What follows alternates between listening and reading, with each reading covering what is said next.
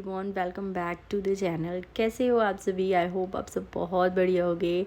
और last blog से आपको पता ही होगा कि पूजा ख़त्म हो गई है। तो पूजा के नेक्स्ट डे का था आज प्रसाद बन रहा है, ब्रह्म भोजन।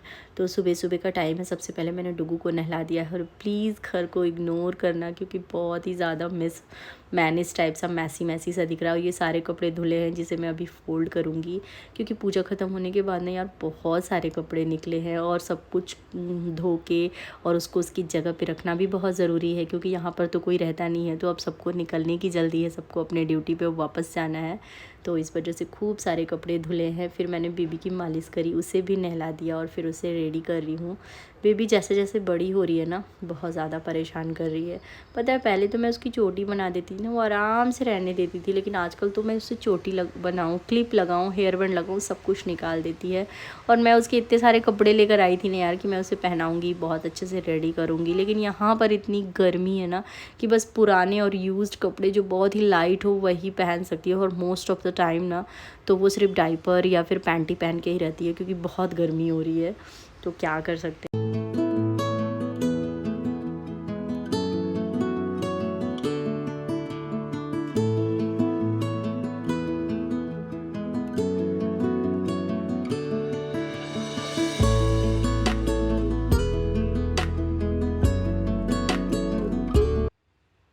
तो यहाँ पर मैं बेबी को नहला रही हूँ और दूसरे साइड में ये देखिए खाना वाना भी बन रहा है प्रसाद के लिए, ब्रह्म भोजन के लिए आप बोल सकते हो।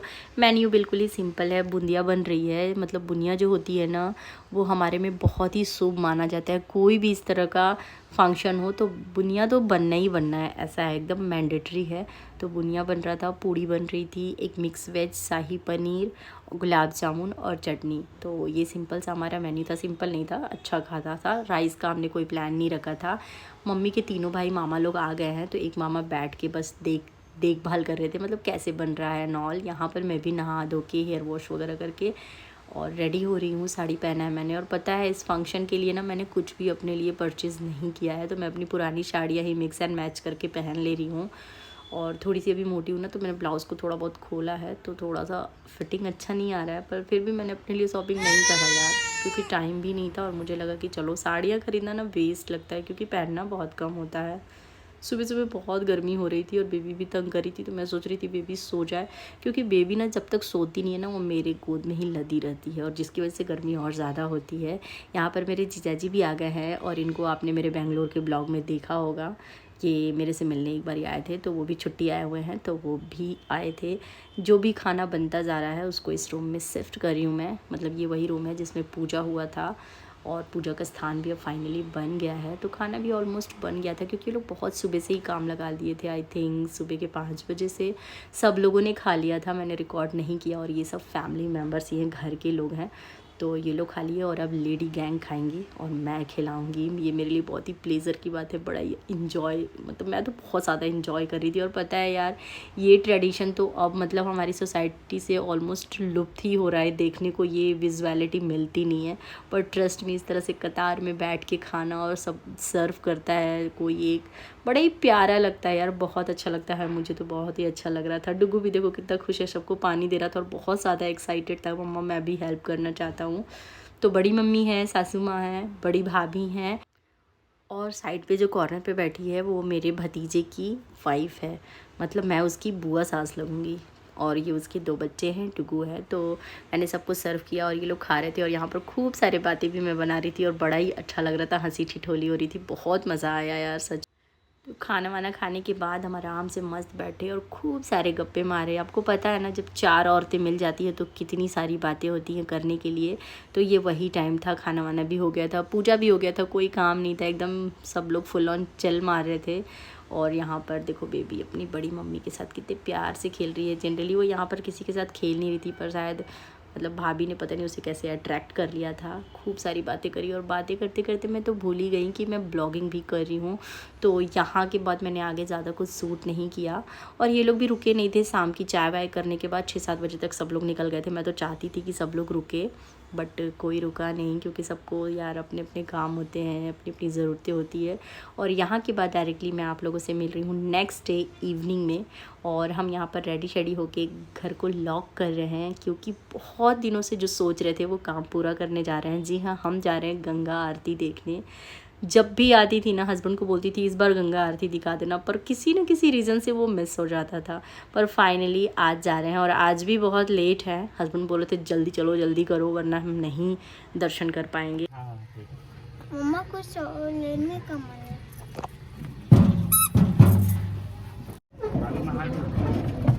हर हर महादेव, हर हर महादेव।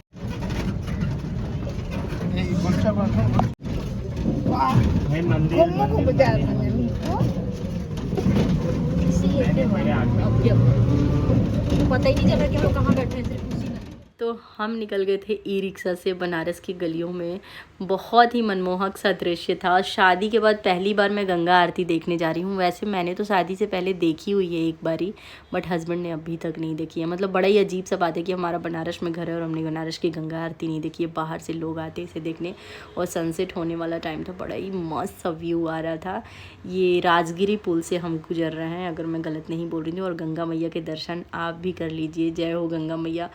पता है बनारस शहर में जब आओगे ना तो आपको एक अलग सा ही फील होगा, और इसलिए मैं नहीं बोल रही हूँ कि ये मेरा होम टाउन है, वाकई में बहुत ही अच्छा फील होता है। और ये आप देखो बनारस की गलियाँ, मस्त लग रहा है। मैं कितने सालों के बाद रिक्शा में बैठी हूँ, मतलब मेरे को रिमाइंड भी नहीं है।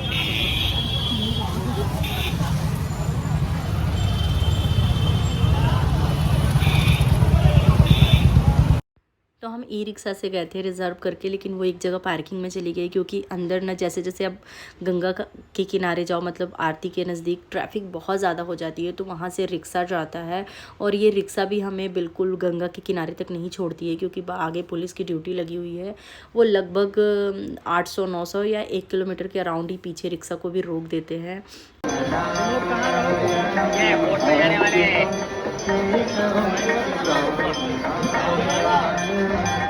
और हमारे पहुंचने से पहले आरती स्टार्ट हो गई थी। हालांकि बहुत पहले नहीं, हम ज़्यादा लेट नहीं थे, लेकिन हाँ 5 मिनट लेट हो चुके थे। और इतनी भीड़ थी, इतनी भीड़ थी, दूर दूर तक जहाँ तक हमारी नज़रें जा पा रही थी सिर्फ़ और सिर्फ लोगों की भीड़ थी। चाहे वो गंगा के इस पार हो, मतलब किनारे पे हो, या गंगा के अंदर हो। मतलब पानी में भी ना, नाव पे, क्रूज़ पे, बड़े बड़े आजकल तो क्रूज़ भी चल रहे हैं, बोट पे बहुत सारे लोग थे। मतलब आधी से ज़्यादा गंगा ना भरी हुई थी लोगों की। आप देख सकते हो भीड़, क्या ही कहना। और ये जो दृश्य था ना, बहुत ही ज़्यादा अद्भुत, बहुत ज़्यादा अच्छा था यार।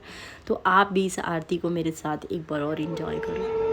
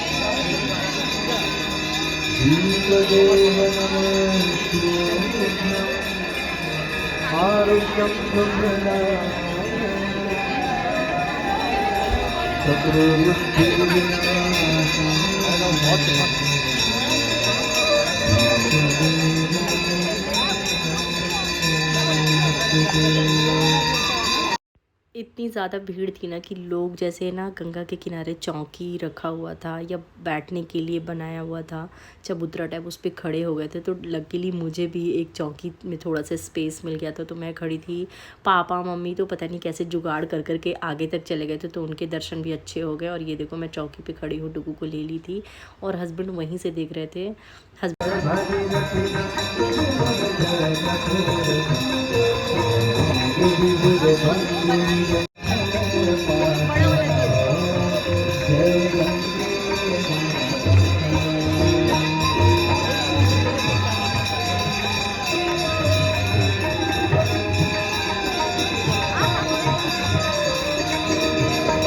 तो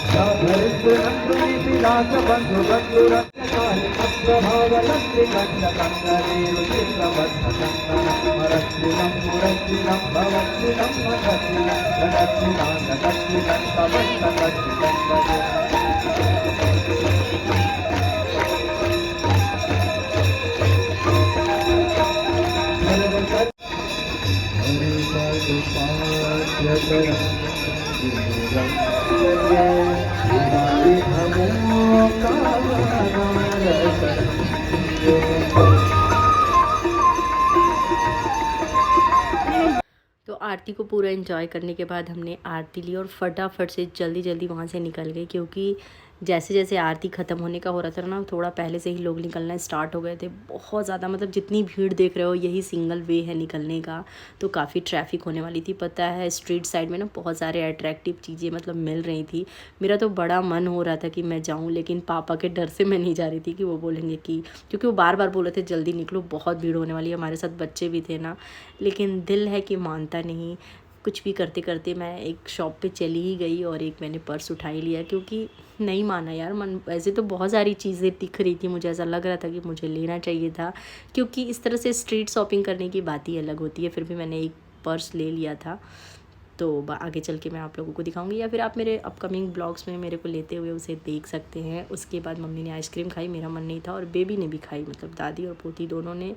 बेबी ने करी दादा की सवारी और दादा के कंधे पे खूब वॉकिंग करी, और इधर ऑटो और किसी भी चीज़ की कोई सुविधा नहीं थी, क्योंकि ट्रैफिक बहुत ज़्यादा था। और बनारस जाए और बनारस की लस्सी ना पिए भाई, ऐसा कैसे हो सकता है। तो फिर हम सब ने लस्सी पी, और बनारस की लस्सी तो बड़ी लाजवाब होती है। गंगा आरती भले ही मैं नहीं देखती थी, पर मैं जब भी जाती थी तो बनारस की लस्सी तो ज़रूर ही पीती हूँ। और वहाँ से फिर गलियों को एंजॉय करते हुए हम घर की तरफ निकल पड़े। हालांकि हमें विश्वनाथ जी का दर्शन भी करना था, जो कॉरिडोर बना है उसे भी देखना था। दर्शन तो हमने किया हुआ है, लेकिन कॉरिडोर नहीं देखा। और यहाँ पर देखो बेबी कितने अच्छे से सवारी कर रही है। बेबी का ही मस्त है भाई, किसी के गोद में सवार हो जाती है। और इस तरह से पता है गलियों में चलना ना बड़ा ही अच्छा लग रहा था। फिर लस्सी वस्सी पीने के बाद रास्ते में हमने चाट खाई थी, तो चाट से मेरा तो हो गया था। फिर खाना वाना पैक करके हम घर आ गए थे, क्योंकि काफ़ी वॉकिंग करनी पड़ी थी ना, तो थक भी गए थे फुल ऑन। तो यही था बनारस ब्लॉग। कल मॉर्निंग में मुझे जाना है अपने मायके 1 या 2 दिनों के लिए, लेकिन क्या करूँ यार, बहुत लंबी छुट्टी हो गई है, तो हस्बैंड को भी टाइम नहीं है। और ये आरती वारती देख के लौटते टाइम काफ़ी लेट हो गया था, 10:30-11 बज गए थे, और अभी मैंने पैकिंग भी नहीं करी है।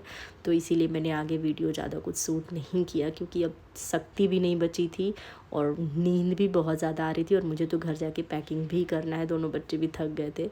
सो चलिए इस वीडियो को यहीं पे एंड करते हैं। और आप लोगों ने मेरे साथ गंगा आरती को एंजॉय किया कि नहीं, ज़रूर बताना। मैं मिलूँगी नेक्स्ट वीडियो में, तब तक के लिए थैंक्स फॉर वॉचिंग।